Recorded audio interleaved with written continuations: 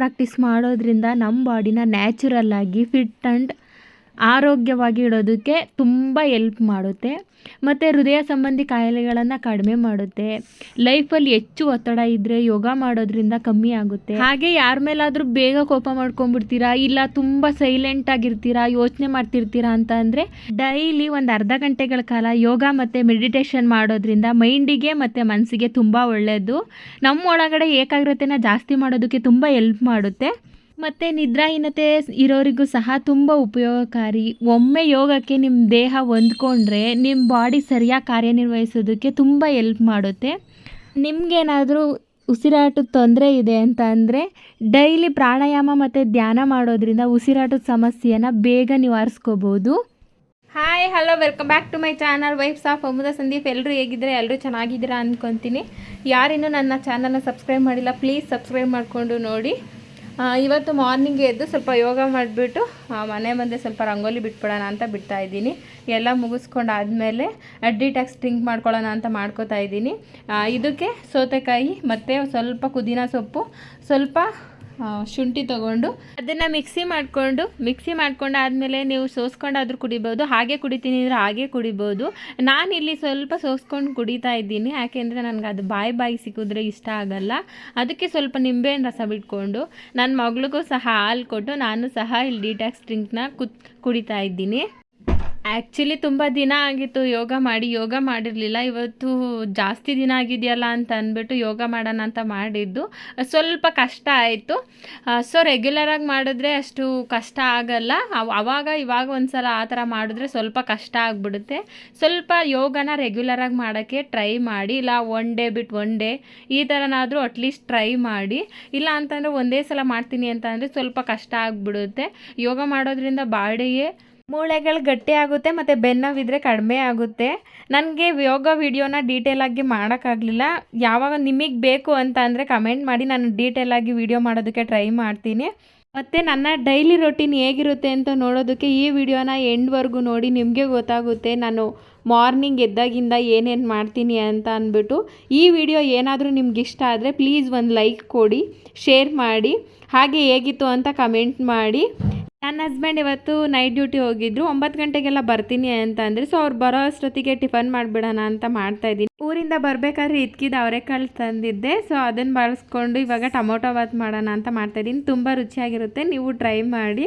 ಮೊದಲಿಗೆ ಒಂದು ಕುಕ್ಕರ್ಗೆ ಎಣ್ಣೆ ಹಾಕ್ಕೊಂಡು ಪಲಾವ್ ಸ್ಪೈಸಸ್ ಏನೇನಿರುತ್ತೆ ಎಲ್ಲ ಹಾಕ್ಕೊಳ್ಳಿ. ನಾನು ಆ್ಯಕ್ಚುಲಿ ಇಷ್ಟು ಐಟಮ್ ಬಳಸ್ತೀನಿ, ಜಾಸ್ತಿ ಬಳಸೋಕ್ಕೋಗಲ್ಲ. ನನ್ನ ಹಸ್ಬೆಂಡ್ಗೆ ಹಾಗೆ ತಿಂದರೆ ಇಷ್ಟ ಆಗಲ್ಲ. ಮತ್ತು ಅದಕ್ಕೆ ಸ್ವಲ್ಪ ಈರುಳ್ಳಿ ಮತ್ತು ಕರಿಬೇವಿನ ಸೊಪ್ಪು ಮತ್ತು ಒಂದು ಮೆಣಸಿನ್ಕಾಯಿ ಹಾಕ್ತಾಯಿದ್ದೀನಿ. ಮೆಣಸಿನ್ಕಾಯಿ ಆ್ಯಕ್ಚುಲಿ ನಾನು ಜಾಸ್ತಿ ಯೂಸ್ ಮಾಡಲ್ಲ, ಒಂದೇ ಒಂದು ಟೇಸ್ಟಿಗೆ ಅಂತ ಹಾಕ್ತಾಯಿದ್ದೀನಿ. ಜಾಸ್ತಿ ಒಣಮೆಣ್ಸಿನ್ಕಾಯಿ ಇಲ್ಲ ಅಂತ ಅಂದರೆ ಖಾರದ ಪುಡಿ ಯೂಸ್ ಮಾಡ್ತೀನಿ. ಒಂದು ಸಣ್ಣ ಬೌಲ್ ಆಗುವಷ್ಟು ಪುದೀನ ಸೊಪ್ಪು ಮತ್ತು ಸಬ್ಸಿಗೆ ಸೊಪ್ಪು ತೊಗೊಂಡು ಸಣ್ಣ ಕಟ್ ಮಾಡಿ ಹಾಕ್ಕೊಂಡಿದ್ದೀನಿ. ಸೊ ಅದು ಪುದೀನ ಸೊಪ್ಪು ಮತ್ತು ಸಬ್ಸಿಗೆ ಸೊಪ್ಪು ಸ್ವಲ್ಪ ಬೇಯಬೇಕದು, ಅಂಥವ್ರಿಗೂ ಸ್ವಲ್ಪ ಫ್ರೈ ಮಾಡ್ಕೊಳ್ಳಿ. ಮತ್ತು 1 ಸ್ಪೂನು ತುಪ್ಪ ಹಾಕ್ಕೋತಾ ಇದ್ದೀನಿ. ಈ ಟೈಮಲ್ಲಿ ತುಪ್ಪ ಹಾಕ್ಕೊಂಡ್ರೆ ಫ್ಲೇವರ್ ತುಂಬ ಚೆನ್ನಾಗಿರುತ್ತೆ, ಒಮ್ಮೆ ಟ್ರೈ ಮಾಡಿ.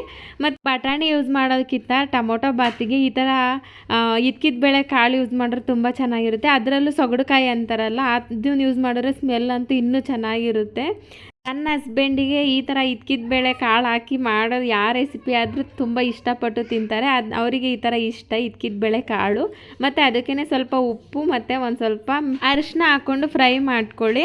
ಇಷ್ಟು ಹಾಕ್ಕೊಂಡು ಫ್ರೈ ಮಾಡಬೇಕಾದ್ರೆ ಅದು ಗಮ್ಮಂತಿರುತ್ತೆ ಆ ಕಾಳು, ಇದ್ಕಿದ ಬೇಳೆ ಕಾಳು. ಮತ್ತು ಇಲ್ಲಿ ನಾನು 3 ಟೊಮೊಟೊ ಯೂಸ್ ಮಾಡ್ತಾಯಿದ್ದೀನಿ. ನಾನು ಇಲ್ಲಿ ಕ್ವಾಂಟಿಟಿ ನೋಡ್ಕೊಂಡು ಯೂಸ್ ಮಾಡ್ಕೊತಾ ಇದ್ದೀನಿ. ನಿಮ್ಮನೆ ಏನಾದರೂ ಜಾಸ್ತಿ ಮಾಡ್ತಿದ್ದೀನಿ ಅಂತ ಅಂದರೆ ಸ್ವಲ್ಪ ಟೊಮೊಟೊ ಜಾಸ್ತಿ ಹಾಕ್ಕೊಳ್ಳಿ. ಮತ್ತು ಇಲ್ಲಿ ರುಬ್ಬೋದಕ್ಕೆ ಮಸಾಲೆ ಸ್ವಲ್ಪ ಕೊತ್ತಂಬರಿ ಸೊಪ್ಪು, ಅರ್ಧ ಮೆಣಸು ಮತ್ತು 2 ಲವಂಗ ತೊಗೊಂಡಿದ್ದೀನಿ, ಒಂದು ಸ್ವಲ್ಪ ಚಕ್ಕೆ, 1 ಗೆಡ್ಡೆ ಬೆಳ್ಳುಳ್ಳಿ ಮತ್ತು ಸ್ವಲ್ಪ ಕಾಯಿ ಮತ್ತು 2 ಬ್ಯಾಡಿಗೆ ಮೆಣಸಿನ್ಕಾಯಿ ಕಲರ್ಗೆ ಅಂತ ಅಂದ್ಬಿಟ್ಟು, ಮತ್ತು 1 ಇಂಚಷ್ಟು ಶುಂಠಿ ತೊಗೊಂಡಿದ್ದೀನಿ.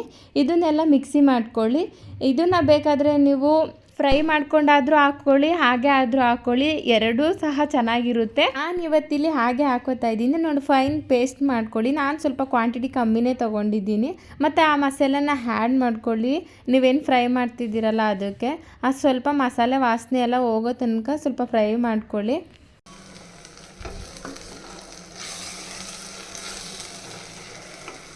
ಆ ಮಸಾಲೆಗೆ ಸ್ವಲ್ಪ ಖಾರದ ಪುಡಿ ಹಾಕ್ಕೊಳ್ಳಿ. ಮೊದಲೇ ಮೆಣಸಿನ್ಕಾಯಿ ಹಾಕ್ಕೊಂಡಿರ್ತೀರ, ಖಾರ ಸ್ವಲ್ಪ ನೋಡ್ಕೊಂಡು ಹಾಕ್ಕೊಳ್ಳಿ. ಪ್ಲೇನ್ ಧನಿಯಾ ಪುಡಿ ಹಾಕ್ಕೋತಾ ಇದ್ದೀನಿ ನಾನಿಲ್ಲಿ. ಮತ್ತು ಅದನ್ನು ಮಿಕ್ಸ್ ಮಾಡಿ ಅದು ಸ್ವಲ್ಪ ಹಸಿ ವಾಸನೆ ಹೋಗೋ ತನಕ ಸ್ವಲ್ಪ ಫ್ರೈ ಮಾಡ್ಕೊಳ್ಳಿ. ಮತ್ತು ನೀವು ಎಷ್ಟು ಅಕ್ಕಿ ಹಾಕ್ತೀರಾ ಅದು 1 ಗ್ಲಾಸ್ ಅಕ್ಕಿ ಹಾಕಿದರೆ 2 ಗ್ಲಾಸಷ್ಟು ನೀರು ಹಾಕ್ಕೊಳ್ಳಿ. ಮತ್ತು ನಾನಿಲ್ಲಿ ನೀರನ್ನ ಬಿಸಿ ಆಗೋದಕ್ಕೆ ಇಟ್ಟಿದ್ದೆ, ಬಿಸಿ ನೀರು ಹಾಕೋತಾ ಇದ್ದೀನಿ. ಮತ್ತು ನಾನಿಲ್ಲಿ 2 ಗ್ಲಾಸಷ್ಟು ಅಕ್ಕಿ ಹಾಕೋತಾ ಇದ್ದೀನಿ. ನಾನು ಮುಂಚೆ ಒಂದು 5 ನಿಮಿಷ ಮುಂಚೆ ನೆನೆಸಿಟ್ಟಿದ್ದೆ ಅಷ್ಟೇ, ನಾನು ಅರ್ಧ ಗಂಟೆ ಎಲ್ಲ ನೆನೆಸಿಡಲ್ಲ. ಮತ್ತು ಅದಕ್ಕೇ ಸ್ವಲ್ಪ ಮೇಲ್ಗಡೆ ತುಪ್ಪ ಹಾಕೋತಾ ಇದ್ದೀನಿ, 1 ಸ್ಪೂನ್ ಆಗೋವಷ್ಟು. ನಮ್ಮನೆ ಸ್ವಲ್ಪ ತುಪ್ಪ ಜಾಸ್ತಿ ತಿಂತಾರೆ ಅಂತ ಅಂದ್ಬಿಟ್ಟು ತುಪ್ಪ ಇದಕ್ಕೇ ಆ್ಯಡ್ ಮಾಡಿಬಿಡ್ತೀನಿ ನಾನು. ಮತ್ತು ಅದು ತಿರುಗಿಸ್ಕೊಂಡು ಸ್ವಲ್ಪ ಕೊತ್ತಂಬರಿ ಸೊಪ್ಪು ಹಾಕಿ ಅದ್ರ ಮೇಲೆ ಲಿಡ್ ಕ್ಲೋಸ್ ಮಾಡಿಬಿಡಿ. ಅದನ್ನು ತಿರುಗಿಸ್ಬಿಟ್ಟು ಸ್ವಲ್ಪ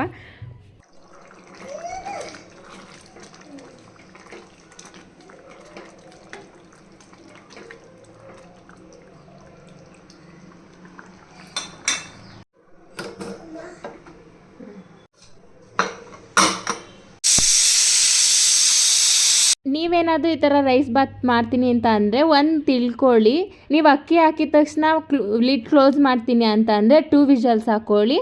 ನೀವು ಅರ್ಧಂಬರ್ಧ ಅನ್ನ ಆದಮೇಲೆ ಕ್ಲೋಸ್ ಮಾಡ್ತೀನಿ ಅಂತ ಅಂದರೆ 1 ವಿಷಲ್ ಸಾಕು, ಇಲ್ಲಾಂದರೆ ಅದು ಸೀದೋಗಿಬಿಡುತ್ತೆ. ನಾರ್ಮಲಾಗಿ ನಾನು ಡೈಲಿ ಸಲಾಡ್ ಮಾಡ್ಕೋತೀನಿ. ಇನ್ನು ಮೊಳಕೆ ಕಟ್ಟಿದ ಕಾಳಿದ್ರೆ ಅದಕ್ಕೆ ತರಕಾರಿ ಹಾಕ್ಕೊಂಡಾದರೂ ತಿಂತೀನಿ, ಇಲ್ಲ ಅಂತ ಅಂದರೆ ಹಾಗೆ ಆದರೂ ತಿನ್ಕೊಂಬಿಡ್ತೀನಿ ನಾನು ಮತ್ತು ನನ್ನ ಹಸ್ಬೆಂಡು. ನನಗೆ ಇಬ್ಬರಿಗೂ ಆ ಥರನೂ ಇಷ್ಟ, ಈ ಥರನೂ ಇಷ್ಟ. ಇದನ್ನು ಸ್ಟೀಮ್ ಕೊಟ್ಕೊಂಡು ಮಾಡ್ಕೋಬೋದು, ಇಲ್ಲ ಹಾಗೆ ತಿಂತೀನಿ ಅಂದರೆ ಮಾಡ್ಕೋಬೋದು. 2 ಥರನೂ ಚೆನ್ನಾಗಿರುತ್ತೆ. ನಾನು ಇದನ್ನು ಅಪ್ಲೋಡ್ ಮಾಡಿದ್ದೀನಿ ನೋಡಿ. ಮತ್ತು ನಾನು ವಿಷಲ್ ತೆಗೆದ್ಬಿಟ್ಟು ಪಲಾವ್ ನೋಡಿ ಸೂಪರಾಗಿ ಬಂದಿತ್ತು. ಮತ್ತು ನನ್ನ ಹಸ್ಬೆಂಡ್ಗೆ ಮಸಾಲೆ ಅಂದರೆ ತುಂಬ ಇಷ್ಟ ಆಗಲ್ಲ, ನಾನು ಸ್ವಲ್ಪ ಮಸಾಲೆ ಎಲ್ಲ ಕಮ್ಮಿನೇ ಹಾಕೋದಕ್ಕೆ ಟ್ರೈ ಮಾಡ್ತೀನಿ. ಇದು ಸ್ಪೈಸಸ್ ಜಾಸ್ತಿ ಹಾಕಿ ಮಾಡಿಲ್ಲ ಅಂತ ಅಂದರೂ ತುಂಬ ಚೆನ್ನಾಗಿತ್ತು, ಮೈಲ್ಡ್ ಫ್ಲೇವರ್ ಇತ್ತು. ನನ್ನ ಹಸ್ಬೆಂಡ್ಗೆ ಈ ಥರನೇ ಇಷ್ಟ. ಸೊ ಈಸಿಯಾಗಿ ತೋರಿಸ್ಕೊಟ್ಟಿದ್ದೀನಿ, ನೀವು ಟ್ರೈ ಮಾಡಿ ಹೇಗಿತ್ತು ಅಂತ ಅಂದ್ಬಿಟ್ಟು ಕಮೆಂಟ್ ಮಾಡಿ. ಸೊ ಇನ್ನು ಅದಕ್ಕೆ ನಾನು ರೈತ ಮತ್ತು ಮಾಮೂಲಿಯಾಗಿ ಹೇಳಿದ್ನಲ್ಲ ಸಲಾಡ್ ಮಾಡ್ಕೊಂಡಿದ್ದೆ ಅಂತ ಅಂದ್ಬಿಟ್ಟು, ಟೇಸ್ಟ್ ಮಾತ್ರ ತುಂಬ ಚೆನ್ನಾಗಿತ್ತು. ನೀವೇ ಏನಾದರೂ ಡಿಫ್ರೆಂಟಾಗಿ ಟ್ರೈ ಮಾಡಬೇಕಂದ್ರೆ ಈ ಥರ ಒಂದು ಸಲ ಟ್ರೈ ಮಾಡಿ ನೋಡಿ. ಇಷ್ಟ ಆದರೆ ಕಂಟಿನ್ಯೂ ಮಾಡಿ, ಇಲ್ಲ ಅಂತ ಅಂದರೆ ಪರವಾಗಿಲ್ಲ, ನಾನು 2 ಅಕ್ಸೆಪ್ಟ್ ಮಾಡ್ಕೋತೀನಿ. ಮತ್ತು ಇವತ್ತು ತುಂಬ ದಿನ ಆಗಿತ್ತು ಫಿಶ್ ಟ್ಯಾಂಕ್ ಕ್ಲೀನ್ ಮಾಡಿರಲಿಲ್ಲ, ಇವತ್ತು ಕ್ಲೀನ್ ಮಾಡಿಬಿಡೋಣ ಅಂತ ಬಂದಿದೆ. ನಾನು ಒಂದು 6 ಮಂತ್ಸ್ಗೊಂದು ಸಲ ಮಣ್ಣು ಚೇಂಜ್ ಮಾಡ್ತಾಯಿರ್ತೀನಿ. ನಾನು 3 ವೆರೈಟೀಸ್ ಮಣ್ಣು ಮಡಿಕೊಂಡಿದ್ದೀನಿ. ಒಂದು ಕಲ್ಲು ಟೈಪ್ ಮಡಿಕೊಂಡಿದ್ದೀನಿ, ಈ ಥರ ಸಮುದ್ರದ ಮರಳು ಮಡಿಕೊಂಡಿದ್ದೀನಿ. ಅದು ಬಂದು ಒಂದು 6 ಮಂತ್ಸಿಂದನೂ ಅದೇ ಇತ್ತು, ಒಂದೇ ಆಯ್ತಲ್ಲ ಅಂತ ಅಂದ್ಬಿಟ್ಟು ಸೊ ಇವತ್ತು ಚೇಂಜ್ ಮಾಡೋಣ ಮರಳು ಅಂತ ಅಂದ್ಬಿಟ್ಟು ಮರಳು ಚೇಂಜ್ ಮಾಡ್ತಾಯಿದ್ದೀನಿ. ಅದನ್ನು ಬಿಫೋರ್ ನಾನು ತಗೊಳಕ್ಕಾಗಲಿಲ್ಲ, ಆಫ್ಟರ್ ತೊಗೋತಾ ಇದ್ದೀನಿ. ಕ್ಲೀನ್ ಮಾಡಿದ್ದಾದಮೇಲೆ ಫಿಕ್ಸ್ ಮಾಡ್ತಾ ಇರೋದು. ಇದು ಒಂಥರ ಚೆನ್ನಾಗಿತ್ತು, ನಾವು ಸಮುದ್ರದಲ್ಲೇ ಕುತ್ಕೊಂಡಿರೋ ಫೀಲಿಂಗ್ ಇದೆಯೇನೋ ಅಂತ ಅನಿಸುತ್ತೆ, ಆ ಥರ ಇತ್ತು. ಅದರೊಳಗಡೆ ಸಣ್ಣ ಸಣ್ಣ ಮೀನು ಓಡಾಡ್ತಿದ್ರೆ ಇನ್ನೂ ಚೆನ್ನಾಗಿರುತ್ತೆ ನೋಡೋದಕ್ಕೆ. ಈ ಮೀನು ಬಂದುಬಿಟ್ಟು ನಾನು ತುಂಬ ದಿನದ ಹಿಂದೆ ಬಿಟ್ಟಿದ್ದು, ಬಟ್ ಇದು ಮರಿ ಆಗ್ತಿತ್ತಂತೆ, ನನಗೆ ಗೊತ್ತಿಲ್ಲ. ಅದು ಸೂಕ್ಷ್ಮವಾಗಿ ನೋಡಿದ್ರೆ ಗಮನಿಸಿದ್ರೆ ಗೊತ್ತಾಗುತ್ತೆ, ಸಣ್ಣ ಸಣ್ಣ ಮರಿಗಳು. ನಾನು ಫಿಶ್ ಟ್ಯಾಂಕ್ ಕ್ಲೀನ್ ಮಾಡಬೇಕಾದ್ರೆ ಒಂದು 3 ಸಣ್ಣ ಸಣ್ಣ ಮರಿ ಸಿಕ್ತು, ಬಟ್ ನಾನು ಬಿಟ್ಬಿಟ್ಟೆ ಅದ್ರೊಳಗಡೆ. ನನಗೆ ಗೊತ್ತಿಲ್ಲ ಅದು ಸಪ್ರೇಟಾಗಿ ಹಾಕೋಬೇಕಂತ ಅಂದ್ಬಿಟ್ಟು. ನನ್ನ ಕಸಿನ್ ಬ್ರದರ್ ಬಂದುಬಿಟ್ಟು ಅಕ್ಕ ಸಪ್ರೇಟಾಗಿ ಹಾಕೋಬೇಕಿತ್ತು, ಇಲ್ಲಾಂತಂದರೆ ಮೀನು ತಿನ್ಬಿಡುತ್ತೆ ಅಂತ ಅಂದರು. ಸೊ ನಾನು ಆಲ್ರೆಡಿ ಬಿಟ್ಬಿಟ್ಟಿದ್ದೆ. ಅದಾದರೂ ನೋಡಿದೆ, ನನಗೆ ಸಿಗಲಿಲ್ಲ ಅದು, ಮೋಸ್ಟ್ಲಿ ತಿನ್ಕೊಂಡಿರ್ಬೇಕಂತ ಅಂದ್ಬಿಟ್ಟು ಸುಮ್ಮನೆ ಆದೆ. ಮತ್ತು ಇನ್ನು ಊರಿಂದ ತಂದಿದ್ದು ಇಕ್ಕಿದ ಅವರೆಕಾಳು ಇತ್ತಲ್ಲ, ಅದನ್ನು ಸೊ ಇತ್ತಕ್ಕೆ ಬಿಡೋಣ ಅಂತ ಅಂದ್ಬಿಟ್ಟು ಸಂಜೆ ಇಕ್ಕಿದ ಬೇಳೆ ಅವರೆಕಾಳು ಸಾರು ಮಾಡೋಣ ಅಂತ ಅಂದ್ಬಿಟ್ಟು ಎಲ್ಲ ಇದನ್ನು ಕ್ಲೀನ್ ಮಾಡಿ ಇಟ್ಕೋತಾ ಇದ್ದೆ. ನಾನು ಆ್ಯಕ್ಚುಲಿ ಮಧ್ಯಾಹ್ನ ಈ ಥರ ಎಲ್ಲ ಏನಾದರೂ ಕೆಲಸ ಇದ್ದರೆ ಮುಗಿಸ್ಕೊಂಬಿಡ್ತೀನಿ, ನೈಟು ಸ್ವಲ್ಪ ಫ್ರೀ ಆಗ್ತೀನಿ. ಯಾಕೆ ಅಂತ ಅಂದರೆ ಅವಳಿಗೆ ಊಟ ಮಾಡಿಸೋದೇ ಸ್ವಲ್ಪ ಜಾಸ್ತಿ ಟೈಮ್ ಹಿಡಿಯುತ್ತೆ. ಸೊ ಇವಾಗ ಸಾಂಬಾರು ಹೇಗೆ ಮಾಡೋದು ಅಂತ ತೋರಿಸ್ತೀನಿ. ಮೊದಲಿಗೆ ಇಲ್ಲಿ ಸ್ಪೈಸಸ್ನ ಫ್ರೈ ಮಾಡ್ಕೊಳ್ಳೋದಕ್ಕೆ ಮೆಣಸಿನ್ಕಾಯಿ, 1 ಪೀಸ್ ಚಕ್ಕೆ, ಅರ್ಧ ಮೆಣಸು, 3 ಲವಂಗ, ಮತ್ತು ಅರ್ಧ ಈರುಳ್ಳಿ, 1 ಬೆಳ್ಳುಳ್ಳಿ, 2 ಪೀಸ್ ಶುಂಠಿ, ಮತ್ತು ಅರ್ಧ ಸ್ಪೂನಷ್ಟು ಗಸಗಸೆ ತೊಗೊಂಡಿದ್ದೀನಿ. ಮತ್ತು ಇಲ್ಲಿ ಕಾಳನ್ನ ಫ್ರೈ ಮಾಡೋದಕ್ಕೆ ಅರ್ಧ ಈರುಳ್ಳಿ ಮತ್ತು ಒಂದು ಸ್ವಲ್ಪ ಕೊತ್ತಂಬರಿ ಸೊಪ್ಪು ತೊಗೊಂಡಿದ್ದೀನಿ. ಮತ್ತು ಒಂದು ಬಾಣಲಿಗೆ ಸ್ವಲ್ಪ ಎಣ್ಣೆ ಹಾಕ್ಕೊಂಡು ಶುಂಠಿ, ಈರುಳ್ಳಿ, ಬೆಳ್ಳುಳ್ಳಿ ಹಾಕ್ಕೊಳ್ಳಿ ಫಸ್ಟು. ಅದು ಸ್ವಲ್ಪ ಫ್ರೈ ಆದಮೇಲೆ ಮೆಣಸಿನ್ಕಾಯಿ, ಚಕ್ಕೆ, ಲವಂಗ ಮತ್ತು ಮೆಣಸು ಹಾಕ್ಕೊಳ್ಳಿ. ಸ್ವಲ್ಪ ಅದು ಫ್ರೈ ಆಗಬೇಕು, ಅದು ಸ್ಮೆಲ್ಲೇ ಗೊತ್ತಾಗ್ಬಿಡುತ್ತೆ. ಎರಡು ಕಡೆನೂ ಸಹ ಚೆನ್ನಾಗಿ ಫ್ರೈ ಮಾಡಿಕೊಂಡು ನೆಕ್ಸ್ಟು ಲಾಸ್ಟಲ್ಲಿ ಗಸಗಸೆ ಹಾಕೋತಾ ಇದ್ದೀನಿ. ಸ್ಟವ್ ಆಫ್ ಮಾಡ್ಕೊಂಡಾದರೂ ಹಾಕ್ಕೊಳ್ಳಿ, ಇಲ್ಲ ಹಂಗೆ ಆದರೂ ಹಾಕ್ಕೊಳ್ಳಿ. ನಾನು ಸ್ವಲ್ಪ ಮೇಲ್ಗಡೆ ಎತ್ಬಿಟ್ಟು ಈ ಥರ ಮಾಡ್ತಾಯಿದ್ದೀನಿ ನೋಡಿ. ಮತ್ತು ಇದ್ಕಿದ ಬೇಳೆಕಾಳು ಸೊಗಡುಕಾಯಿ ತೊಗೊಂಡ್ರೆ ತುಂಬ ಚೆನ್ನಾಗಿರುತ್ತೆ ಈ ಸಾಂಬಾರಿಗೆ. ಮತ್ತು ಏನು ನೀವು ಫ್ರೈ ಮಾಡ್ಕೊಂಡಿದ್ದೀರ ಅದು ತಣ್ಣಗಾದ್ಮೇಲೆ ಮಿಕ್ಸಿ ಜಾರ್ಗೆ ಹಾಕ್ಕೊಂಡು ಅದಕ್ಕೆ ಸ್ವಲ್ಪ ಕೊತ್ತಂಬರಿ ಸೊಪ್ಪು ಮತ್ತು ಇಲ್ಲಿ ನಾನು ಒಂದು 3-4 ಟೇಬಲ್ ಸ್ಪೂನ್ ಆಗುವಷ್ಟು ಧನಿಯಾ ಪುಡಿ ತೊಗೊಂಡಿದ್ದೀನಿ, ಪ್ಲೈನ್ ಧನಿಯಾ ಪುಡಿ. ಅದಕ್ಕೇ ಸ್ವಲ್ಪ ಖಾರದ ಪುಡಿ ಹಾಕೋತಾ ಇದ್ದೀನಿ. ಈ 1-2 ಸ್ಪೂನ್ ಆಗುವಷ್ಟು ತೆಂಗಿನಕಾಯಿ ಹಾಕ್ಕೊಂಡು ಫೈನ್ ಪೇಸ್ಟ್ ಮಾಡ್ಕೊಳ್ಳಿ. ಮತ್ತು ನೆಕ್ಸ್ಟು ಒಂದು ಕುಕ್ಕರ್ ತೊಗೊಂಡು ಅದಕ್ಕೆ ಸ್ವಲ್ಪ ಎಣ್ಣೆ ಹಾಕ್ಕೊಂಡು ಏನು ಅರ್ಧ ಈರುಳ್ಳಿ ಕಟ್ ಮಾಡಿ ಇಟ್ಕೊಂಡಿದ್ರಲ್ಲ ಸಣ್ಣಗೆ, ಆ ಸಣ್ಣ ಈರುಳ್ಳಿ ಹಾಕ್ಕೊಳ್ಳಿ. ಮತ್ತು ಅದನ್ನು ಸ್ವಲ್ಪ ಫ್ರೈ ಮಾಡ್ಕೊಳ್ಳಿ. ನೆಕ್ಸ್ಟು ಕಾಳು ಹಾಕ್ಕೊಳ್ಳಿ. ಕಾಳು ಹಾಕಿದ್ಮೇಲೆ ಜಾಸ್ತಿ ಬಾಡ್ಸೋಕೆ ಹೋಗಬೇಡಿ, ಅದು ಸ್ವಲ್ಪ ಹೊಡ್ಕೊಂಬಂದುಬಿಡುತ್ತೆ. ಮರದ್ದು ಈ ಥರ ಸೌಟು ಇದ್ದರೆ ಯೂಸ್ ಮಾಡಿ ಬೆಟರು. ಅದು ಸ್ವಲ್ಪ ಮೈಲ್ಡಾಗಿ ಫ್ರೈ ಆದರೆ ತುಂಬ ಚೆನ್ನಾಗಿರುತ್ತೆ. ಮತ್ತು ಅದಕ್ಕೆ ಸ್ವಲ್ಪ ಉಪ್ಪು ಹಾಕ್ಕೊಂಡು ಸ್ವಲ್ಪ ಅರಿಶಿನದ ಪುಡಿ ಹಾಕ್ಕೊಂಡು ಫ್ರೈ ಮಾಡ್ಕೊಳ್ಳಿ. ಮತ್ತು ಅದು ಸ್ವಲ್ಪ ಫ್ರೈ ಆದಮೇಲೆ ರುಬ್ಬಿರೋ ಅಂಥ ಮಸಾಲೆ ಹಾಕ್ಕೊಂಡು ಫ್ರೈ ಮಾಡ್ಕೊಳ್ಳಿ. ನೀರು ನೋಡ್ಕೊಂಡು ಹಾಕ್ಕೊಳ್ಳಿ. ನಾನಿಲ್ಲಿ ಸ್ವಲ್ಪ ತಿಕ್ಕಾಗೂ ತೊಗೊಂಡಿಲ್ಲ ಮತ್ತು ಸ್ವಲ್ಪ ನೀರಾಗೂ ತೊಗೊಂಡಿಲ್ಲ, ಮೀಡಿಯಮಾಗಿ ತೊಗೊಂಡಿದ್ದೀನಿ. ಈ ಅಳತೆಲಿದೆ. ಮತ್ತು ಅದನ್ನು ಲಿಡ್ ಕ್ಲೋಸ್ ಮಾಡಿಬಿಡಿ. ಮತ್ತು ನಾನಿಲ್ಲಿ 1 ವಿಷಲ್ ಕೂಗಿಸ್ಕೊತಾ ಇದ್ದೀನಿ. ಆಲ್ರೆಡಿ ನಾವು ಅರ್ಧಂಬರ್ಧ ಬೇಯಿಸಿರೋದ್ರಿಂದ 2 ವಿಷಲ್ ಕೂಗಿಸ್ಕೊಂಡ್ರೆ ತುಂಬ ಬೆಂದೋಗ್ಬಿಡುತ್ತೆ. 1 ವಿಷಲ್ ಹಾಕಿದ್ರೆ ತುಂಬ ಚೆನ್ನಾಗಿರುತ್ತೆ. ಈ ಸಾಂಬಾರು ಮಾತ್ರ ಟ್ರೈ ಮಾಡಿ, ತುಂಬ ಚೆನ್ನಾಗಿರುತ್ತೆ. ಚಿಕನ್ ಸಾಂಬಾರು ಫ್ಲೇವರ್ ಬರುತ್ತೆ, ಅಷ್ಟು ಚೆನ್ನಾಗಿತ್ತು. ಡೆಫಿನೆಟ್ಲಿ ಈ ಸಾಂಬಾರು ಒಂದ್ಸಲ ಈ ಥರ ಟ್ರೈ ಮಾಡಿ ನೋಡಿ, ನಿಮಗೂ ಇಷ್ಟ ಆಗುತ್ತೆ. ಮತ್ತು ಸಾಂಬಾರು ಪುಡಿನ ಪ್ಲೈನ್ ಧನಿಯಾ ಪುಡಿ ಯೂಸ್ ಮಾಡಿ, ಚೆನ್ನಾಗಿರುತ್ತೆ. ಮತ್ತು ಇಲ್ಲಿ ಈವ್ನಿಂಗ್ ಸ್ನ್ಯಾಕ್ಸ್ಗೆ ಅಂತ ಅಂದ್ಬಿಟ್ಟು ಬೆಂಡೆಕಾಯಿ ಡ್ರೈ ಮಾಡ್ತಾಯಿದ್ದೀನಿ. ತುಂಬ ಚೆನ್ನಾಗಿರುತ್ತೆ, ಇದನ್ನು ಟ್ರೈ ಮಾಡಿ ಡೆಫಿನೆಟ್ಲಿ. ನಿಮ್ಮ ಮನೇಲಿ ಏನಾದರೂ ಮಕ್ಕಳಿದ್ರೆ ತುಂಬ ಇಷ್ಟಪಟ್ಟು ತಿಂತಾರೆ. ಮತ್ತು ಲಂಚ್ ಬಾಕ್ಸಿಗೂ ಸಹ ಇದು ಚೆನ್ನಾಗಿರುತ್ತೆ. ಮತ್ತು ನಾನಿಲ್ಲಿ ಜಾಸ್ತಿ ಇಂಗ್ರೀಡಿಯೆಂಟ್ಸ್ ಏನು ಹಾಕ್ತಾಯಿಲ್ಲ. 1 ಸ್ಪೂನ್ ಆಗೋವಷ್ಟು ಕಾರ್ನ್ಫ್ಲೋರ್ ಹಾಕ್ತಾಯಿದ್ದೀನಿ.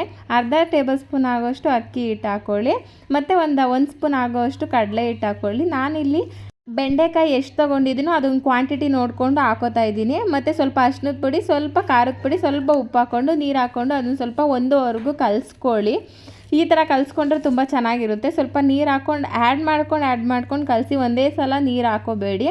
ಸೈಡ್ಸ್ಗೆ ಈ ಥರ ಟ್ರೈ ಮಾಡಿ, ತುಂಬ ಚೆನ್ನಾಗಿರುತ್ತೆ. ಮತ್ತು ನಾನಿಲ್ಲಿ ಹೇಗೆ ಕಲಿಸ್ತಾ ಇದ್ದೀನಿ ನೋಡಿ, ಅದು ಹೊಂದ್ಕೊಳ್ಳೋ ಥರ ಒಂದು 5 ನಿಮಿಷ ಸೈಡಿಗೆ ಇಡಿ ಸಾಕು.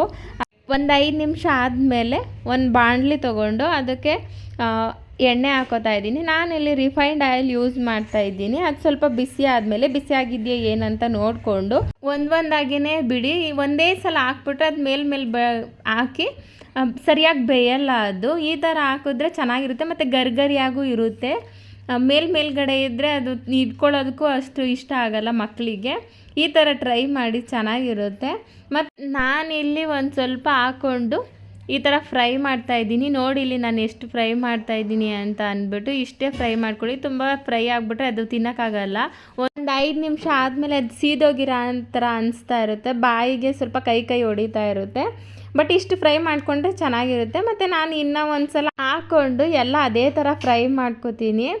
ಚೆನ್ನಾಗಿರುತ್ತೆ, ತುಂಬ ಚೆನ್ನಾಗಿರುತ್ತೆ. ಟ್ರೈ ಮಾಡಿ. ಇದು ಮಾತ್ರ ಸೂಪರಾಗಿ ಬಂದಿತ್ತು. ನೀವೇ ನೋಡ್ತಾ ಇದ್ದೀರಾ ನೋಡಿ, ಇಲ್ಲಿ ಗರಿಯಾಗಿ ಎಷ್ಟು ಚೆನ್ನಾಗಿ ಬಂದಿತ್ತು ಅಂತ. ನನ್ನ ಮಗಳು ಮಾತ್ರ ತುಂಬ ಇಷ್ಟಪಟ್ಟು ತಿಂದಳು. ಅದ್ರ ಮೇಲೆ ಬೇಕಾದರೆ ಸ್ಪೈಸಸ್ಗೆ ಸ್ವಲ್ಪ ಖಾರದ ಪುಡಿ, ಸ್ವಲ್ಪ ಉಪ್ಪು ಹಾಕ್ಕೊಂಡು ಕಲಿಸ್ಕೊಂಡು ತಿನ್ನಿ, ಇನ್ನೂ ಚೆನ್ನಾಗಿರುತ್ತೆ. ವಿತೌಟ್ ಡ್ರೈ ಹಾಗೆ ತಿನ್ಬೋದು. ಬೇಕು ತಗೋ.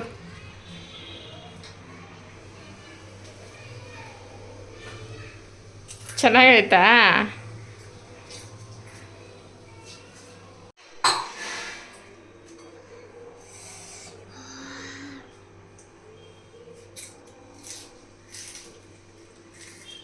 ಇನ್ನು ನೀವೇ ನೋಡಿರಿ, ನನ್ನ ಮಗಳು ಸಹ ಇಷ್ಟಪಟ್ಟು ತಿಂದಳು. ಇನ್ನು ನೈಟು ಊಟಕ್ಕೆ ಅಂತ ಅಂದ್ಬಿಟ್ಟು ಸ್ವಲ್ಪ ರೈಸ್ ಮಾಡಿದ್ದೆ, ಸಾಂಬಾರು.